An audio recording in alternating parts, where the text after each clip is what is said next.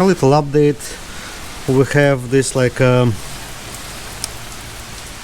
state of emergency in North Carolina, this freaking hurricane or whatever it is, and it's pretty chilly right now. It's the first time I got a coat on myself this year. And update for Cayman. I primed the area. I scuffed the area with the sandpaper before priming. Then I put some seam sealer, and before that I removed the old seam sealer because it was crunchy. I replaced this fat power wire that goes to the steering rack, and it was freaking bare. Hopefully you can see anything. It's super tiny holes and almost no access from here. I cannot even poke my finger in there, so I was using some picks, screwdrivers, hooks. There are two connectors, and this is the wiring I replaced for this steering rack. It's only two connectors that are connected to the steering rack itself, and you can imagine there is no access from this side. There is like little access from here, You can barely fit the pick in there.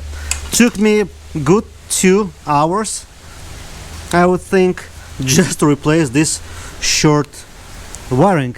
Probably the idea would be to drop the subframe, but I didn't want to do that because I'm not sure. I don't know if it needs to be realigned or it has like some kind of guide pins or no. So I didn't want to take my chances, so I spent a lot of time just replacing this little wiring. And now I'm gonna start to reassemble the thing. By the way, I removed the ABS module, which was fried. I also removed the brake booster.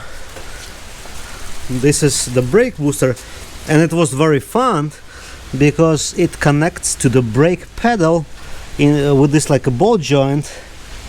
It's a lot of fun to release the ball joint so you could pull the brake booster out. By the way, I can show you what I fabricated. So this is the super mega tool I fabricated. Where is it? That I was able to put in here and kind of push the clips out from the ball joint. So I installed this tool and was kind of pushing it, and it eventually released the clips, and I was able to pull, with the help of my wife, the brake booster. So the time flies forward, and I almost finished this Cayman, the repair after the fire damage. And as you saw in the previously, I was working on the wiring harness, replacing the full front wiring harness and attaching it to the middle portion, if you will. So let me show you how it looks like right now. Okay, let's put it on the grass. I put it back together. It's kind of sunny here right now, and probably it's super hard to see. Okay, I'm gonna block the sun. So this is the harness. I already wrapped it into the this special harness tape. I replaced the ABS module because the old one was fried, and I replaced a couple more things, and something was successful, something wasn't. And so let me close it for now. Here, let me show you what I meant.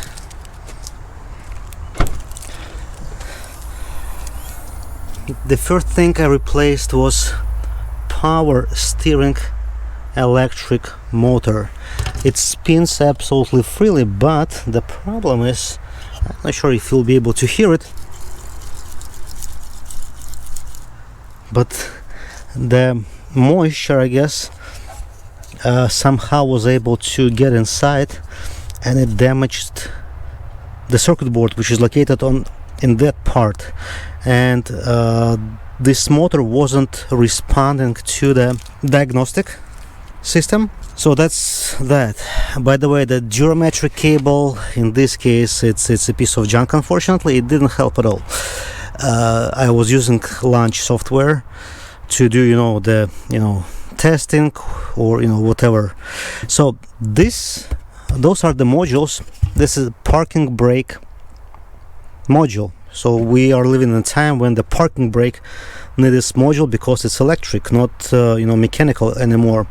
This is the very original module that came with the car, and looks like it's been shot because of the short circuit that the car had when it was on fire, when the wires were the insulation was melted and the wire short circuit, and shorted. And I purchased this module. It's eBay special again. I purchased this module. It works perfectly, except one little thing. Okay, it put it on a parking brake right now, and I can remove it from the parking brake, but it shows the parking brake fault on the screen, and the diagnostic software shows VIN number implausible. However, I programmed the VIN number, and when I read this module,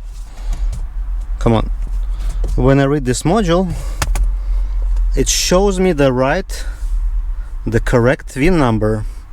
Let me demonstrate it to you. System selection, parking brake, read fault code, just one fault code, vehicle identification number implausible. However, when I click on the version information, I can see that the VIN number right here is properly stored in this module. So I don't know what to think, except the module itself is faulty. That's why I purchased one more module of eBay, and we'll try to program it to this car, and we'll see if it's gonna make any difference. Let's go back here. So this is the eBay number 1, this is eBay number 2. Let's see what difference it's gonna make for us. Okay, don't forget the key. Let's close the trunk, and right now I can see that there is the error, and the light is blinking, and so let's get the parking brake involved in this situation. Okay, this work, and let's read the codes from this module. Probably gonna be a bunch, and one of them is vehicle in the identification number implausible. It's active. It's the only one that is active, but that's probably because the VIN number is totally from the different car. You can see, maybe it ends at 174614, which is not the correct VIN number for my car. So let me go ahead, first of all clear the fault memory, and probably it's just one code that is stored right here. And let's do the following. What was it? Special function. No, that's not the one. Control unit replacement, read and write vehicle number. So I'm gonna store the vehicle number right now. So 4614 in the end is the VIN number that is stored currently in the module. And let me check, what was it? WP0, it's already shows here, 170326. VIN number has been successfully written. Okay, let's go back. Let's clear the fault memory. Let's read vehicle information from this module, and it's got now new number 0326 in the end, which is the correct number for my car. Alright, let's try to clear the fault memory. I don't recall, did we clear it already or not? No, it still shows vehicle identification number implausible. Let's turn off the car.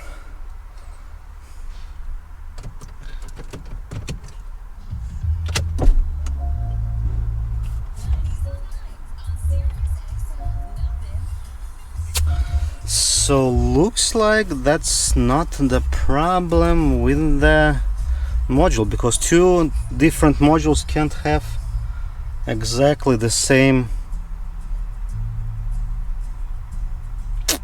error code. It's highly unlikely that they both are broken. That's unfortunate. That's unfortunate, and I'm gonna need to think what to do next. Guys, looks like I was able to defeat the parking brake module, and you see two modules here. This one is the original module. I cut it open because I couldn't find any other way to get to the circuit board component side, because technically you can open this rear cover, but you cannot remove this green circuit board from this enclosure. The only thing pretty much that holding this board in is because it's been pressed onto those pins, the contacts, but you need some kind of prying tool to kind of push it from the pins, and it sits pretty tight on those pins. So, and I opened the whole thing here because I didn't know where the memory module is located, and once I found it, which is this little guy, I was able to read it.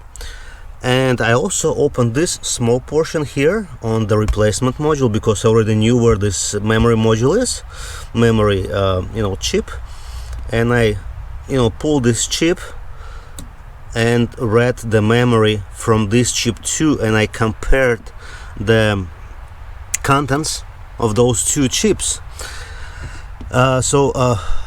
The memory on my module was corrupted, and that's what caused this whole parking brake glitch. On the display, on the instrument cluster, it's always was shown that the parking brake is service mode, even it wasn't. The part where the VIN number was stored in the memory, the VIN number was erased. There was no VIN number, and with my trials and errors, I figure out that if I erase the VIN number from the good known memory, the parking brake stops working. And so what I did, and the interesting part also, unfortunately, or I mean, doesn't matter now, but they do not store the VIN number like when you can clearly see this is the VIN number, it's kind of encoded and it's kind of gibberish. And the only way I could kind of decode the VIN number, because 2 letters in the donor vehicle VIN number were repeated. I mean, two numbers. I guess it's like 464 or whatever. And I was able to see that in the code, like this gibberish code, there are 2 gibberish numbers repeated in the exact spots. So I figured out most likely this is the the VIN number. And one by one digit I started to decode the VIN number to find out what Porsche is using. For example, what kind of code the Porsche is using for, let's say, number 1 or number 2 or number 3. And once I'll figure out the alphabet, or actually not alphabet but the sequence of the numbers, I was able to encode my normal VIN number into the instead of the donor car VIN number. And I was able to store all the memory file into my old module. So looks like my old module is actually working fine, except it had the corrupted memory. But now I corrected the memory, and we'll give it a try, and I'll connect it, probably erase few errors, double check that the VIN number corresponds to normal VIN number, and we'll try to take it for a ride. I already mentioned the Durametric cable.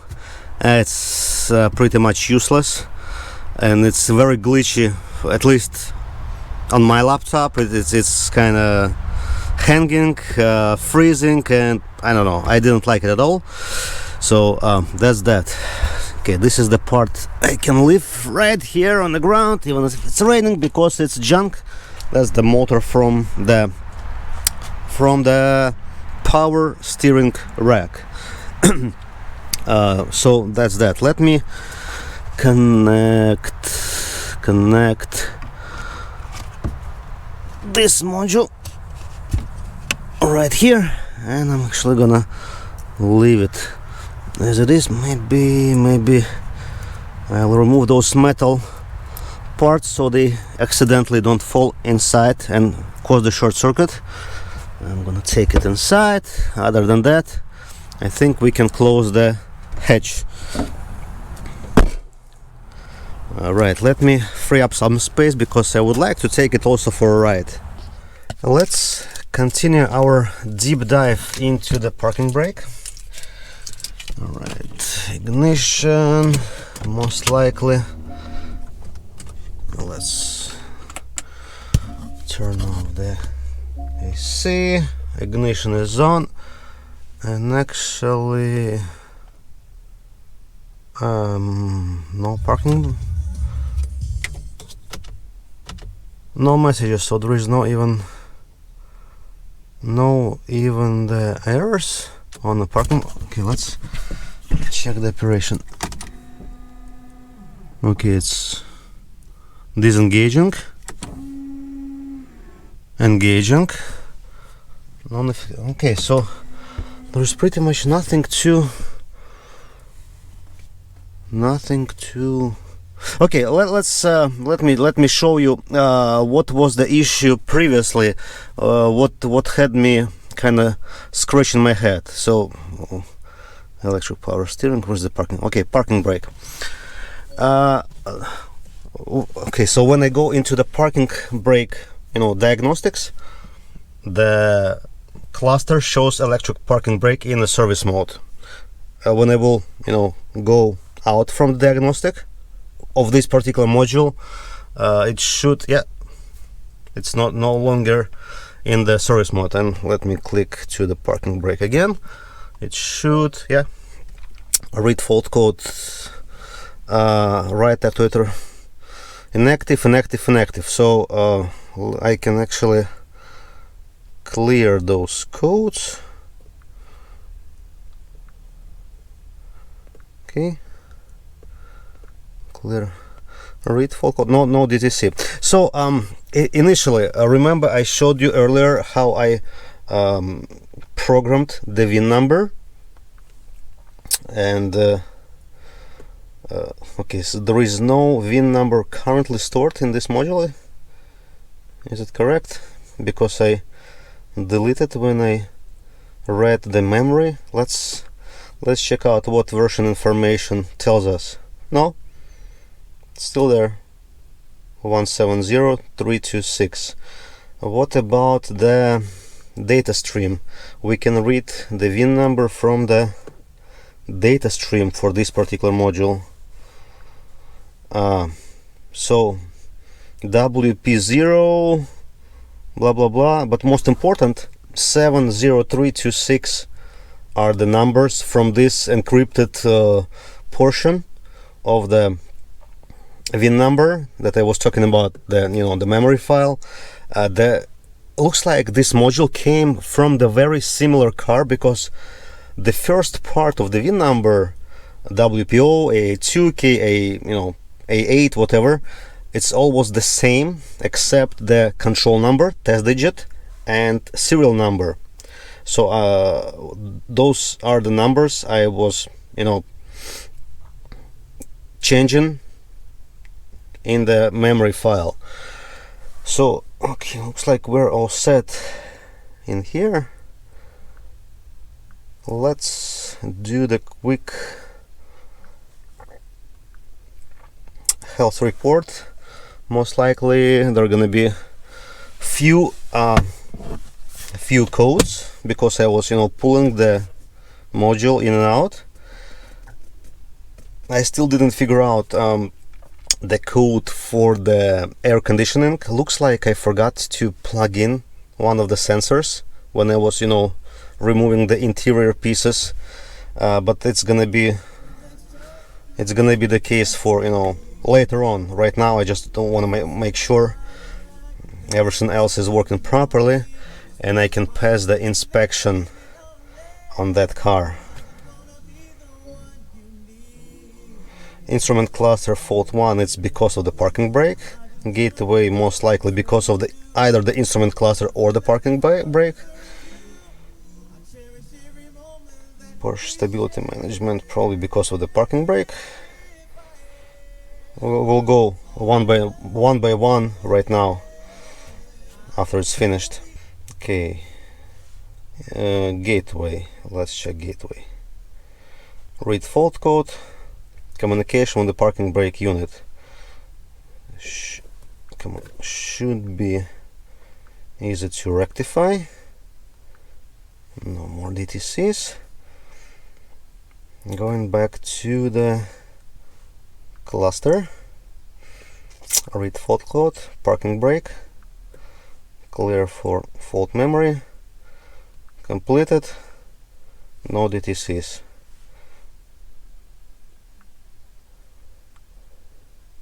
Air conditioning won't erase because there is something is not connected. Passenger compartment temperature sensor, I need to figure out where the sensor is. The codes 1344 and 1354. Okay, I won't even attempt to erase it.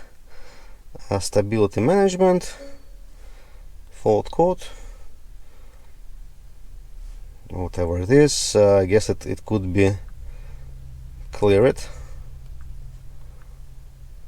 No DTCs. Do we have anything else? No, just the air conditioning. I would like to go through the other thing. So that's the very cheap OBD scanner, and it's gonna help me to see when the monitors are ready for the inspection, to communicate with the car. And since my car was running already, I still need to get ready EGR, HRT heating for the O2 sensors. So there are no DTCs yet. So yeah, I would like to drive this car for a bit, so all the sensors are, you know, preheated or whatever, so I could pass the inspection. And let it then go here, and let's start the car. And it's so nice to see no, you know, any lights on the board. And you know what I think I'm gonna do? Hold on, guys. I'll take with me the fire extinguisher, because based on the history of that car, you know, just just in case. Okay, this is the to-do list I am usually using to get the car prepared for the inspection.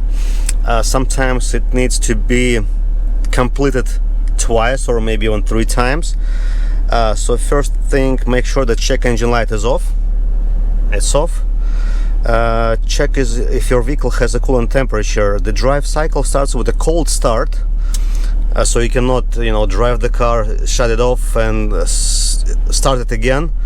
To to start the new drive cycle, you need to make sure the coolant is, you know, up to the specified temperature. The engine coolant temperature of your vehicle should be below 50 degrees Celsius and within 6 Celsius of the air temperature, so pretty much the car should be cold. You can achieve this by allowing the car sit overnight. Let the engine be idle for 2 minutes. That's what I already had, for, you know, 3, maybe even 5 minutes. Drive.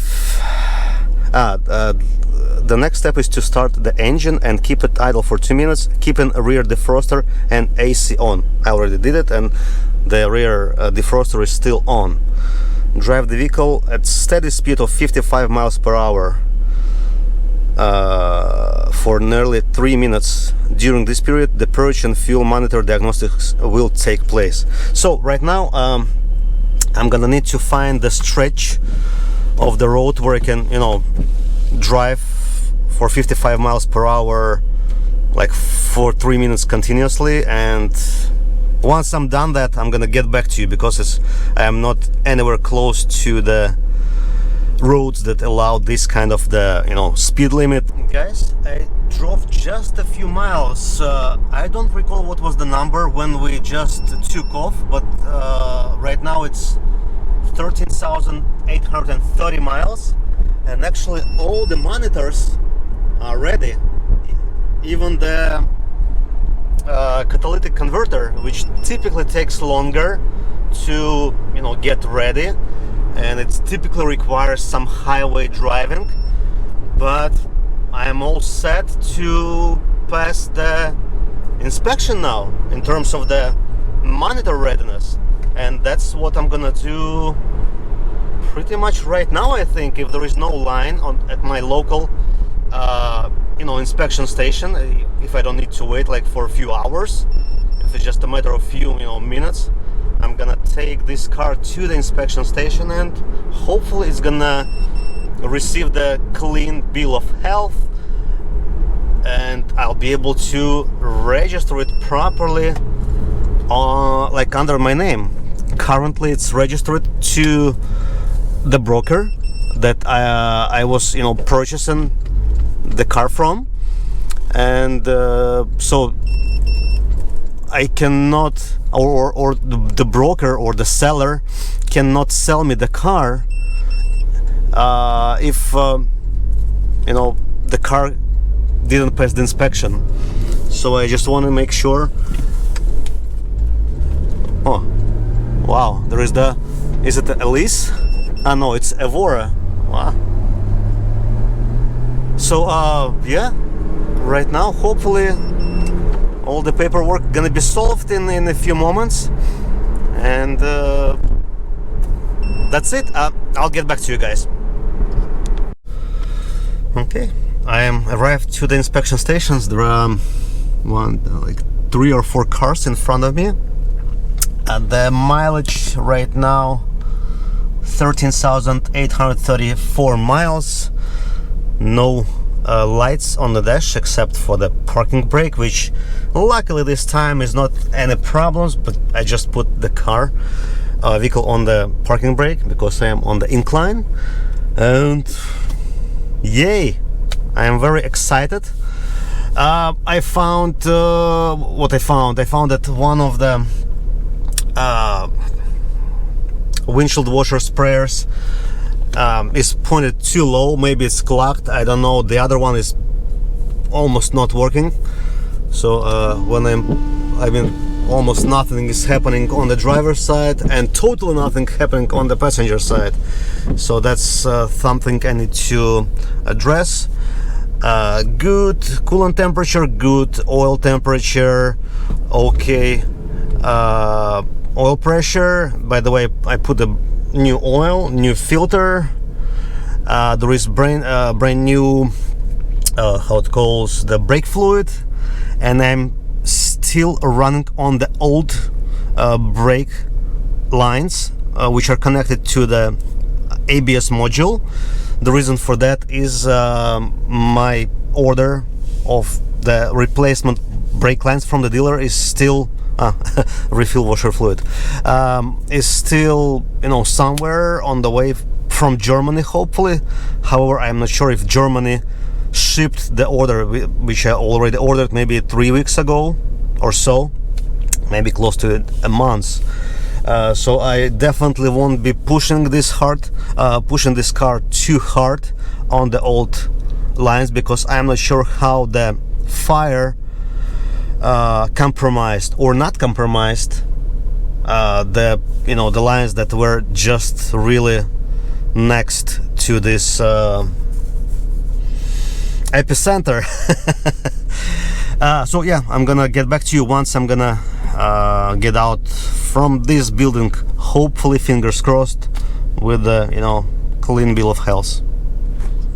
What's going on, ladies and gentlemen? Welcome back to as you guys can see, I am actually behind the different this 2011 different car on the same station. That's because I've been informed that the inspections are happening only after noon, and I was like before 10, so like probably 2 miles later on the odometer I am back here in the same lane, and yeah, hopefully everything's gonna turn out okay this time. And meanwhile, I'm looking at auction rebuilds his Mustang that he purchased, like SEMA built or whatever, so just killing the time. I'm probably about an hour more here to wait.